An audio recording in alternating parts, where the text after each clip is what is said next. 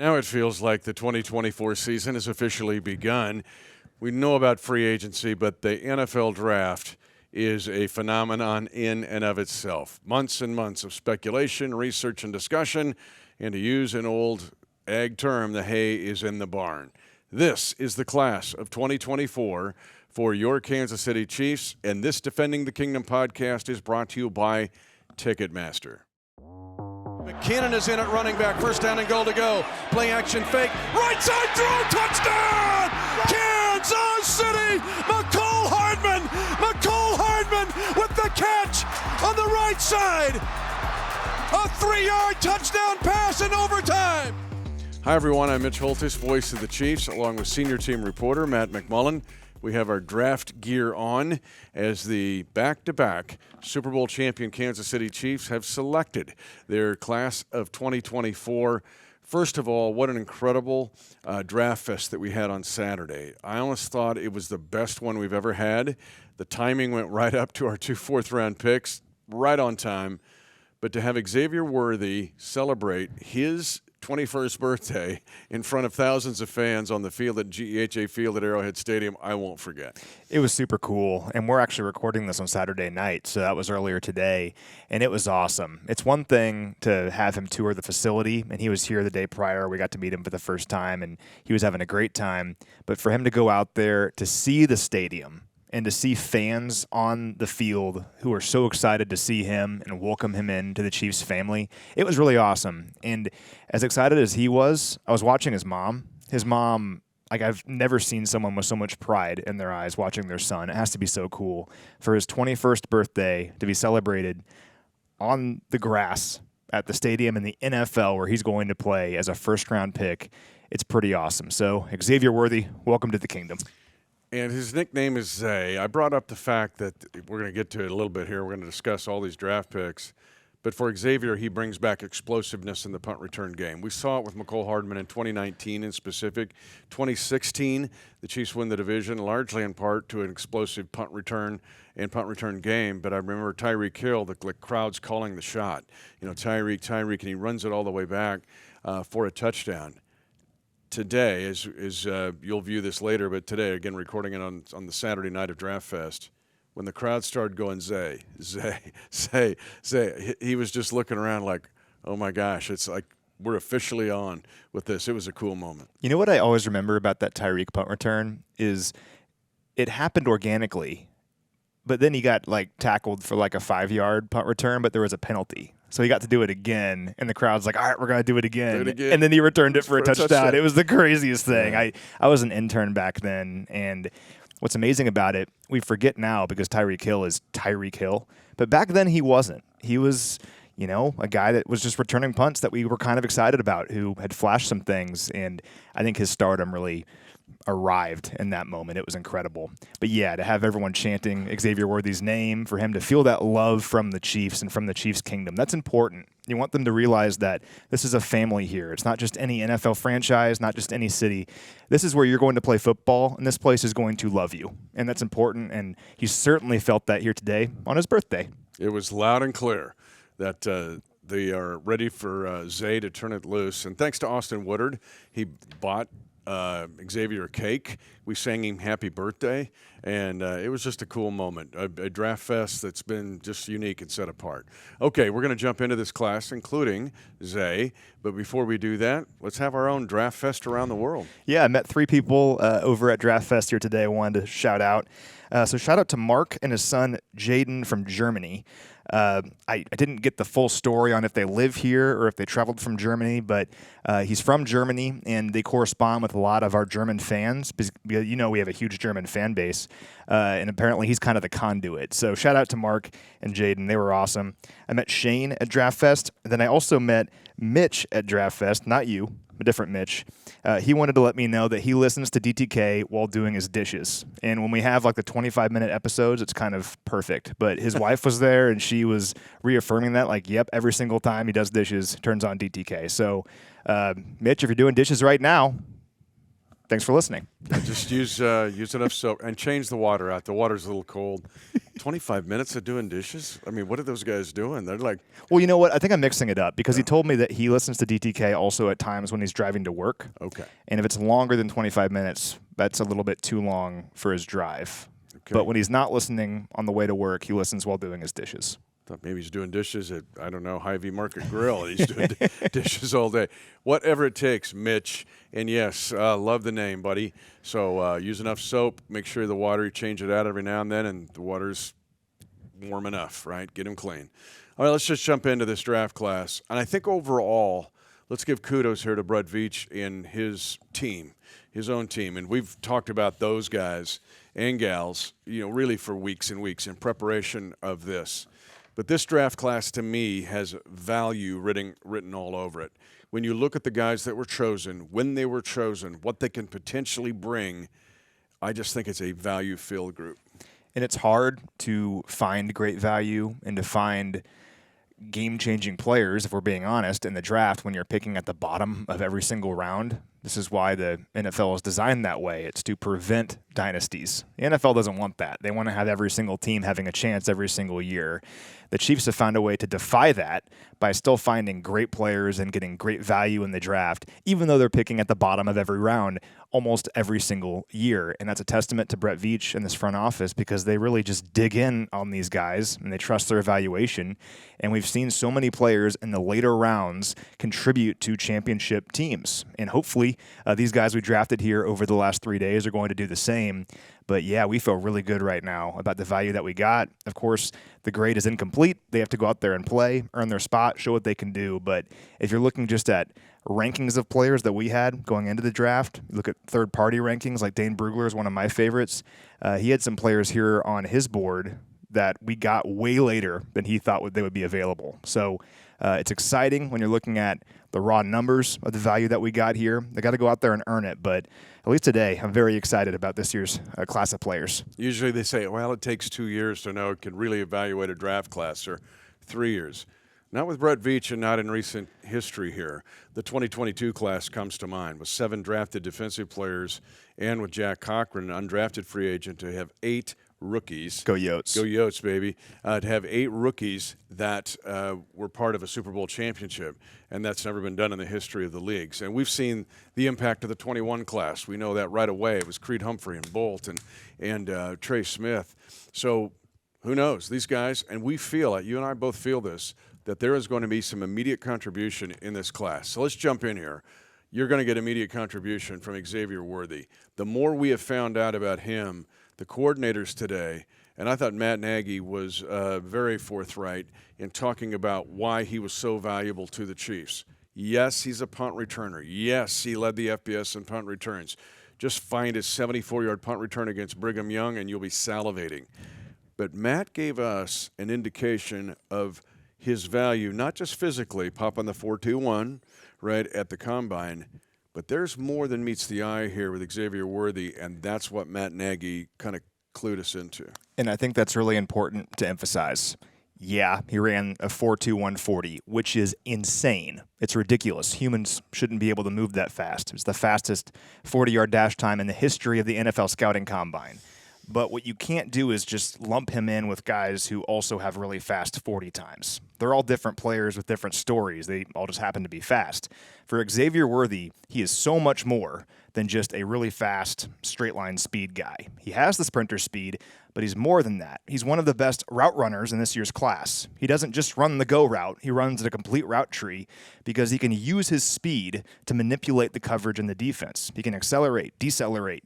He can jab step. He can do so many things while running his route to make the defense adjust and make mistakes. And that speed makes him so dangerous in this offense. I think this might be the perfect situation for him because, yeah, he can stretch the field. We're excited about that. We know he can do that. But think of all the ways Coach Reid's going to use him along the line of scrimmage. Think about orbit motions, jet sweeps, putting him in motion. The defense has to respect his speed at all times, and that's going to open things up for other players as well. I also love his production at Texas. That's important to note here. Because a lot of players in this draft didn't really do a whole lot, then had like 1 or 2 great seasons. That's not Xavier Worthy. He was really, really good his entire career at Texas. Played there 3 years.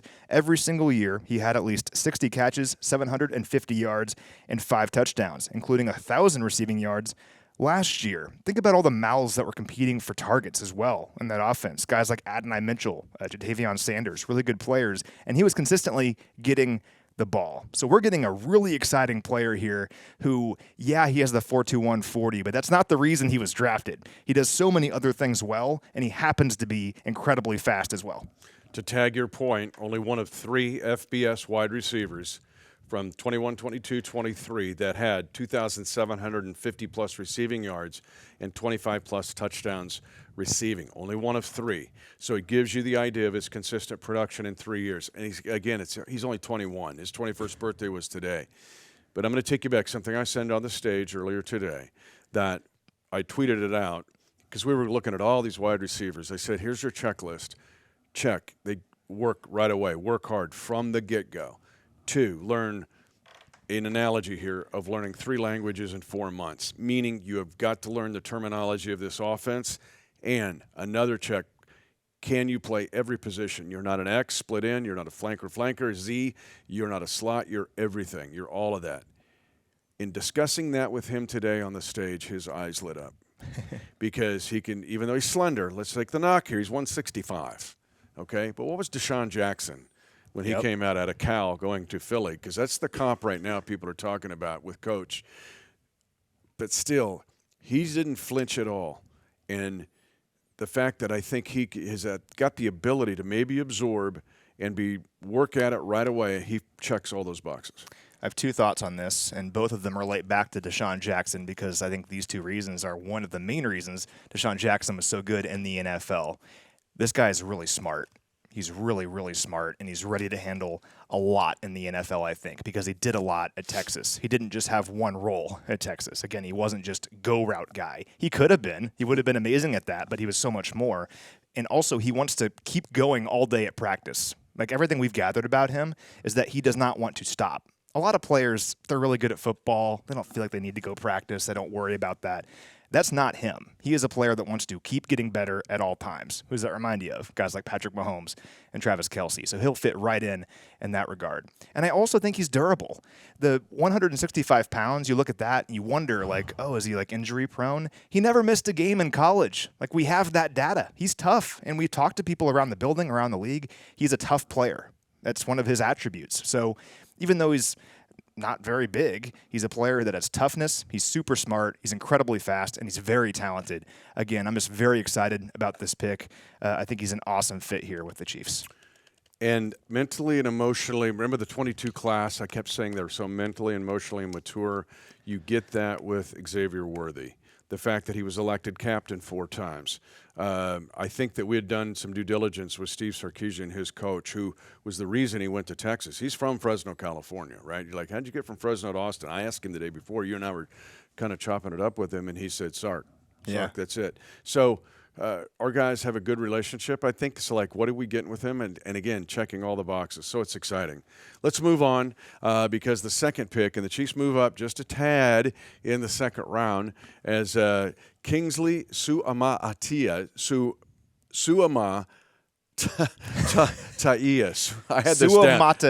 Suamataia. The kingdom's doing it with us, you know. Suamataia. Kingsley Suamataia. So that 5th syllable is actually 5 syllables. Suamataia is the way he says it. Thanks to Mike Keith of the Tennessee Titans. He asked him straight up, like, dude, help us out. And then Kingsley laid it out there.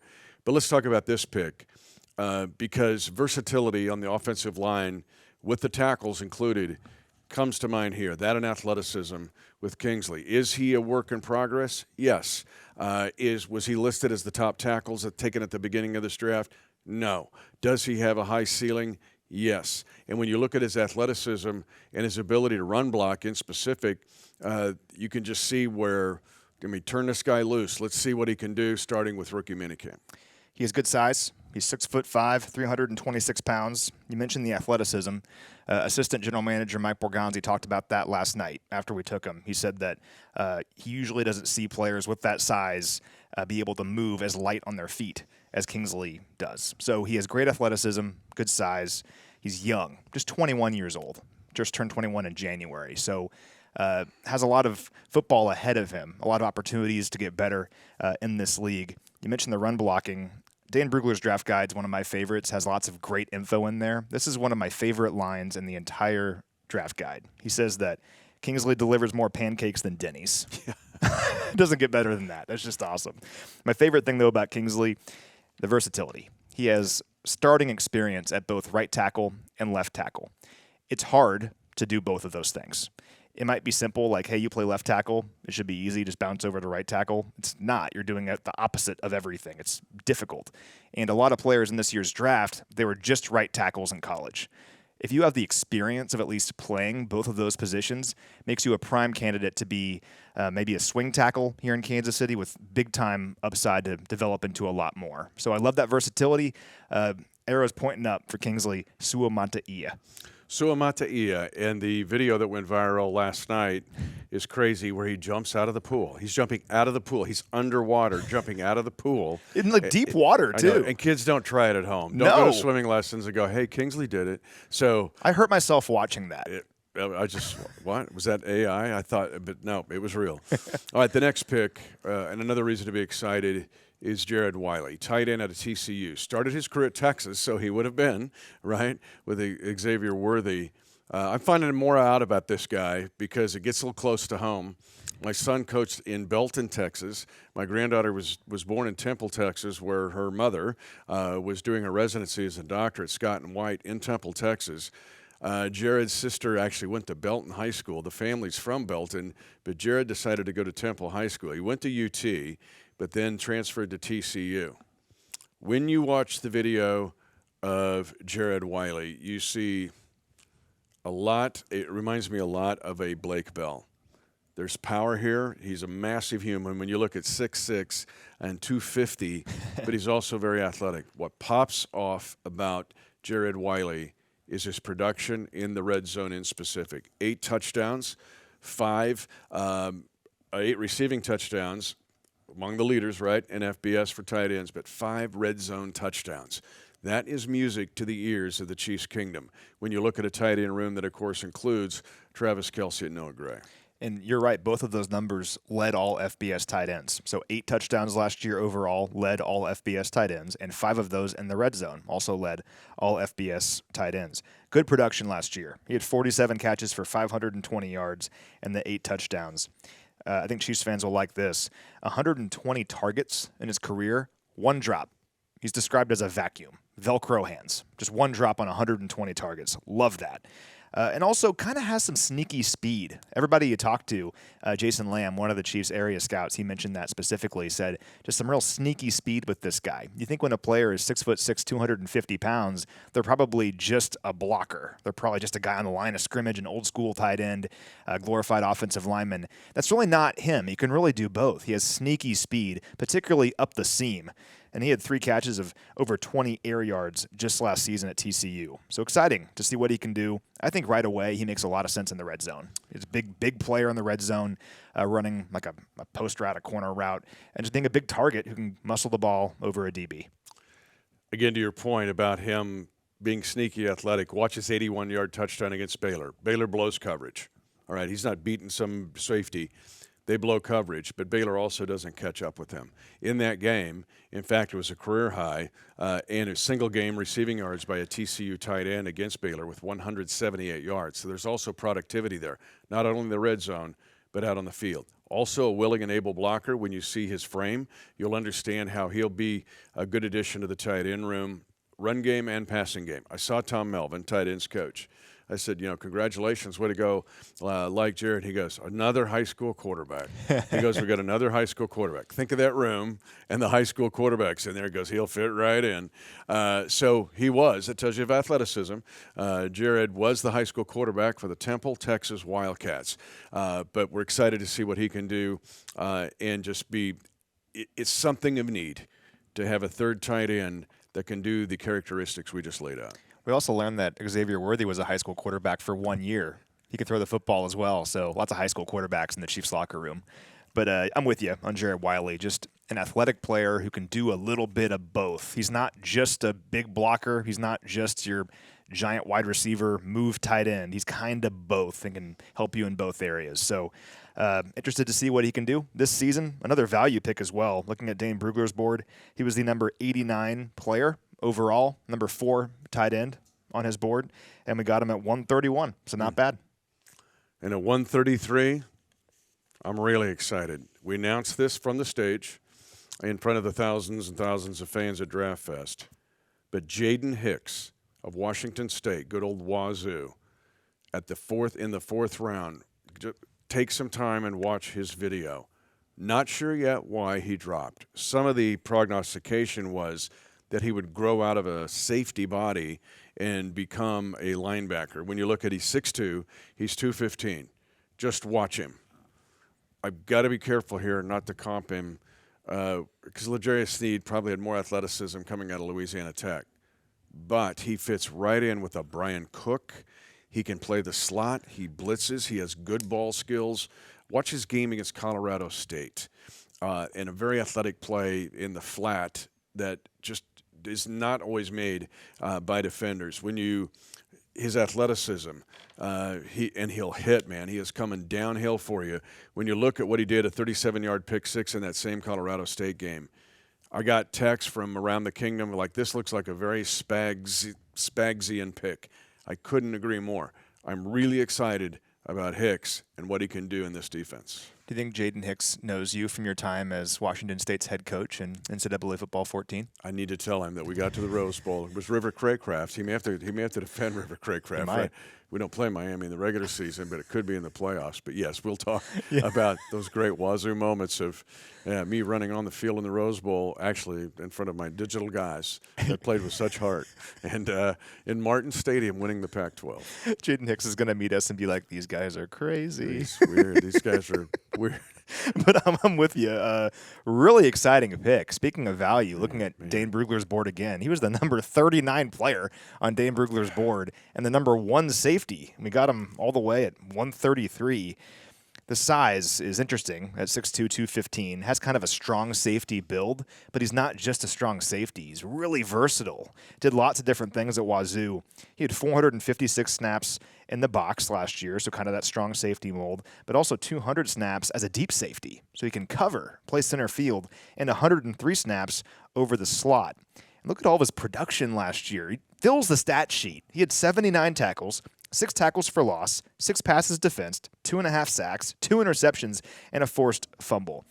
I'm not making a direct comparison here because they're very different players, particularly in their build, but that kind of stat line reminds me of Tyrann Mathieu, and a player that's just going to do a whole bunch of different things. He's going to blitz on one snap. The next snap, he's covering the slot. Next snap, he's covering deep and picks a pass off 40 yards down the field.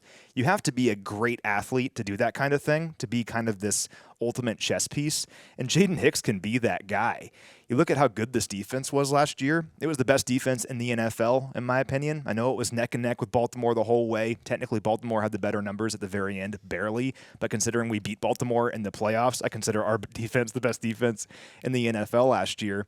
And adding a player like this, who's athletic, who can play multiple positions and do different things for you and kind of cause havoc in different ways defensively, it's very exciting. And I know Steve Spagnuolo, you go 3 offensive players to begin the draft. He's like, what are we doing here? Well, you add this player, he's probably very excited. Man, just can't wait to see this guy turn it loose and fit into that room with those other DBs because he's right in there with those guys and what he does and how he does it. And another guy that loves to play football. It sounds cliche-ish. You're like, come on. No, more than ever, NFL guys and our guys are looking. That's why Xavier Worthy is exciting because he loves to play football. Some guys do this for reasons maybe other than that they love to play football. Hicks loves to play football. So does Worthy. In fact, this class comes to mind. Let's go to these as we close it out, the final 2 picks. And let's see if 0 sacks and 398 pass block attempts or pass block snaps gets your attention, or one of 5 Power 5 centers to not allow a sack in 2023. Hunter Norzad of Penn State was the Nittany Lions center, kind of a leader on a good offensive line with those guys, but he was the comparison here, the Creed Humphrey of the Penn State Nittany Lions. And versatility is the big thing. I don't know how many times I'm going to say versatility on this podcast, but that's kind of the theme of this draft. But this guy is versatile. So he has 44 career starts between Cornell and Penn State. He transferred from Cornell after 4 years there. Listen to all these different places he played. 20 starts at right tackle, 13 starts at center. That was last year. 7 starts at left guard, and 1 start at right guard. The guy I immediately think of here is Nick Allegretti. Yep. Think how valuable Nick Allegretti was to this team. And from humble beginnings, Nick Allegretti was a 7th-round pick way back in 2019. Goes on to fill every single role. We'd watch practice sometimes, and Nick Allegretti would do this thing where he would rotate in with the ones at every single position for 1 rep. So he would rotate in at left tackle, then come out. Rotate in at left guard, then come out. Then go in at center. That is so valuable to have, because if things like what happened last year occur, where you lose Joe Thuney, the best guard in the NFL before the Super Bowl, all of a sudden you can have a guy like Nick Allegretti go in there and play really well. Nobody panics. Well, obviously Hunter has to earn that right, earn that job, and earn that reputation, but he has the makeup of a player that can maybe do that because he has this versatility. So that's the big thing when I'm looking at Hunter Norzad, is just this versatile background has me very excited. And think of the big games Penn State has played the last 2 seasons, a lot of them. Yeah. 24 games for Hunter and only 3 penalties in those 2 seasons as the center for the Penn State Nittany Lions, and again, the Cornell transfer. Before we move on to, he's also like a genius. Did you read about that? I did not. So we learned about this. He'll fit right in. So Justin Reed and he are going to have like... Apparently, so he's an engineering graduate from Cornell, which is impressive on its own right. Ivy League. Yeah. Apparently, when he was being recruited by FBS schools to transfer, and Penn State eventually won out, the Penn State engineering department was also recruiting him just as hard as the football program was. He's like a genius. So, yeah.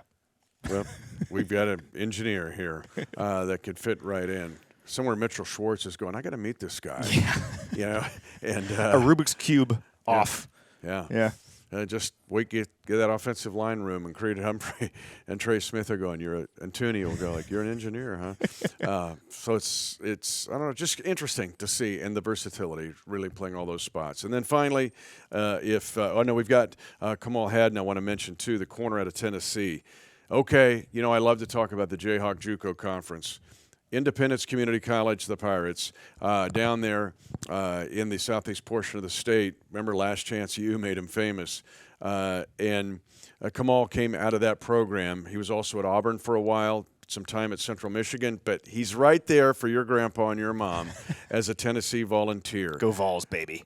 What gets your attention here again, the Pro Football Focus coverage grade is 5th in the FBS for this guy, because Kamal was 90.4 coverage grade with Pro Football Focus. That's top 5 of any corner. Think about the corners in this draft from a Power 5 school. So that's impressive in and of itself.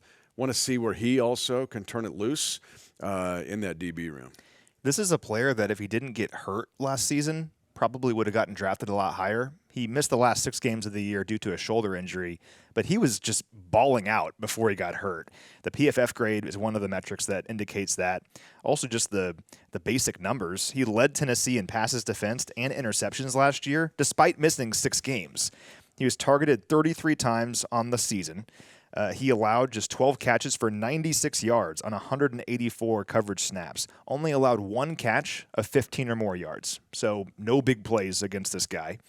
He had 11 passes defensed through mid-October before he got hurt. That was second most in the FBS. So he was getting targeted and challenged, and consistently he was winning, and teams weren't able to move the football on him. He also had the top next-gen stats production score of any DB at the Combine. I'll be honest, I don't really know what that means, but whenever you're number 1 in something like that, it's pretty good. So his production was really impressive. He just got hurt. This guy's had a lot of bad luck in his life, had some injuries during his career at Tennessee, but when he's been on the field, he is an incredible athlete, and he's been productive. And what do you do later in the draft, you bring in players that you see their tools and their attributes, and your coaching staff says, I can work with that. So that's the deal with Kamal Hadden. Again, another Spags-type looking defensive back. When you look at his metrics, 6'1", 192, didn't blaze the 40, 4.57. That may be another reason why he drops. But his functional speed and strength on the field, you can ask Volunteer fans, is very, very noteworthy. And then finally, as we close it out, C.J. Hansen. If you're a fan of Holy Cross, you love this pick. Our Chiefs Kingdom fans of Holy Cross. He was picked in the 7th round. But another offensive lineman. Again, don't sleep on these guys, right? When you look at him, big, he's spent a lot of time, stayed at Holy Cross, which is impressive to me. Played 13 games in 21, 13 in 22, and 11 in 23. Yes, it's an FCS school. Yes, he only had 3 games against FBS opponents, BC, Buffalo, and UConn. But still, some pretty good football played in that conference. And for C.J. Hansen, hey, turn it loose, man. With the 7th-round picks who have been productive for us, we'll see. But it feels like a crock-pot guy, and to see where he'll fit in along the offensive line or, again, another versatile guy that has multiple traits. 38 starts at right guard during his career at Holy Cross. Just a lot of experience playing on the inside of the offensive line. I think interior offensive line was a priority for the Chiefs this offseason, and a big part of that is losing Nick Allegretti. Doesn't seem like a huge deal on the surface. He's not an every game starter, but it is a huge deal because offensive linemen get hurt, and you have to have players that can step in there and you don't miss a beat. And clearly by adding both Hansen and Hunter Norzad, you want to have continuity. You want to have players who are versatile, who can step in there and play good football along the offensive line. That's why you bring in C.J. Hansen, again, playing at an FCS school, not faced a ton of really great competition in his life, but you look at the traits, you look at the player, you look at the athleticism, and you look at his technique, and you say, I can work with that. So excited to see what he can do, and we'll see how it shakes out here when OTAs begin in just a couple weeks. Hard to believe, huh? And the culture of that room with the O-line room is one of nurturing and one of teaching. Not only are they taught well by Andy Heck, but they teach each other. And that's where Creed Humphrey and Trey Smith come into play. They're just, we did a whole podcast on Offensive Line University. And those guys, whether it's Wanye Morris or the guys in this rookie class, they enter a room that will be teaching each other as we move forward. Yes, it's very exciting, Matt. Let's just close it here. But now all of a sudden we get ready for rookie minicamp and the start of things, and then OTAs start to really kick in now in going into the next couple of phases. So, yes, ladies and gentlemen, the class of 2024. One final comment? Well, I was going to mention, isn't it just crazy that Creed and Trey, they are the wily veterans now. They're the 2-time Super Bowl champions that these young offensive linemen will follow. I mean, I feel like we were just doing our podcast recapping the 2021 draft, talking about those players and what they could turn into, and it's pretty amazing what they have. And it's good perspective on this year's draft. I mean, yeah, we got Patrick Mahomes and Travis Kelce and Chris Jones, but you have to keep hitting in the draft in order to continue this run of dominance, to keep the Chiefs as the best team in the NFL. And I just really like this class so far. They got to go out there and play, but it's exciting. And also the process is just getting started here because now it's UDFA season. Be glued to Twitter, see what UDFAs are going to be signing with the Chiefs because, like you said, rookie minicamp is in 1 week. You'll have your draft picks out there, but also probably 15 to 20 UDFAs, and about 50 tryout players will be out there. And don't sell those guys short. Every year, one of those tryout players ends up making the team or having a shot to make the team. Last year, it was Echo Boydo at corner. The process of finding the players that will make up this team and go for this three-peat, we're deep into it now, but we're not done. And Echo Boydo is getting a Super Bowl championship ring, and he just drove in here one day and said, hey, can I try it out? So he's a valuable guy, but value in this class, ladies and gentlemen, just continue to look these guys up and do some more research. But for Matt McMullen, I'm Mitch Holthus. Welcome now to the Chiefs Kingdom, the defending Super Bowl champions and looking to make history with 3 consecutive Super Bowl titles. Welcome your class of 2024.